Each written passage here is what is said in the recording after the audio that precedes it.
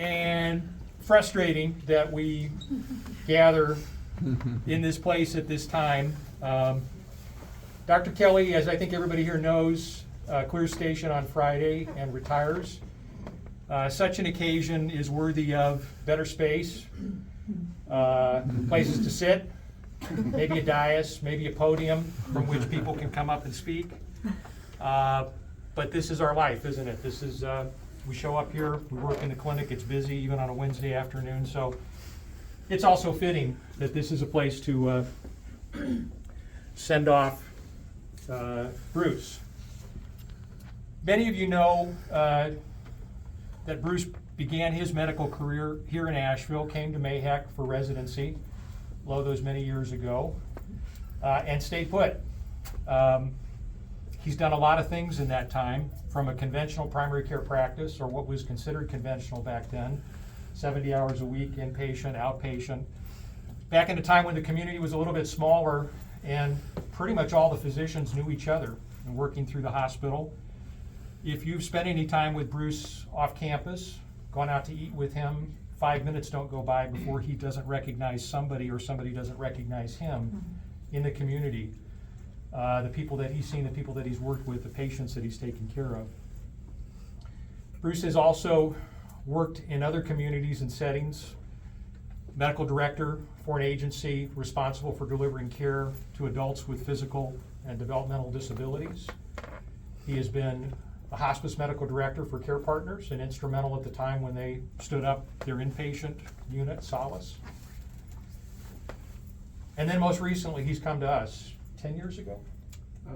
11 years ago. And we've been very fortunate. About 5 years ago, he was contemplating retirement and was encouraged and coerced into sticking around a little bit longer, much to my benefit and to our benefit. So that's just a thumbnail sketch. That's a career. It's significant when any of us decides that we're going to stop paying Social Security taxes, at least. It's not to say we may not see him around in other capacities at some point, but this is a big transition. And the last thing that I want to mention in terms of a bio for Bruce is, of course, the thread that runs through all of this in his medical practice is a passion for medical humanities. He may have invented the whole person concept as far as I'm concerned, way back when, in the biopsychosocial model. Most recently, most of you know that here at this facility about 9 years ago, he spearheaded and has nurtured the writing program for Vietnam veterans, men with PTSD.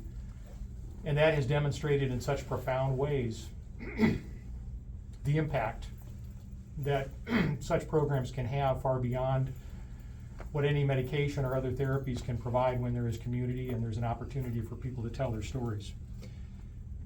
So I'm envious of the career that Bruce has had, the lives that he's touched, the different places that he's worked and the things that he's done. And again, very grateful that the last 11 years have been with us.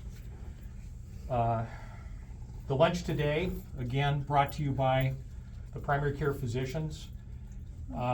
I thought it fitting because on several occasions, Bruce has come to me and said, you know, we need to hit up the physicians so that we can buy lunch for everybody else, for the staff, because that's where his heart is, and that's, you know, he has really been the heart and soul of this clinic on the physician side for some time. So fitting today that physicians once again cough up some hard-earned money to give thanks to other staff, to the nurses and the MSAs who've partaken. One other sign of appreciation, because we have a little bit of money left over. Thank you. And that's a gift card for Chestnut. So you and Robin Thank you. can have a lunch on all of us. And with that, I'm going to shut up and let Ann come up here and make another special presentation. Bruce, we've already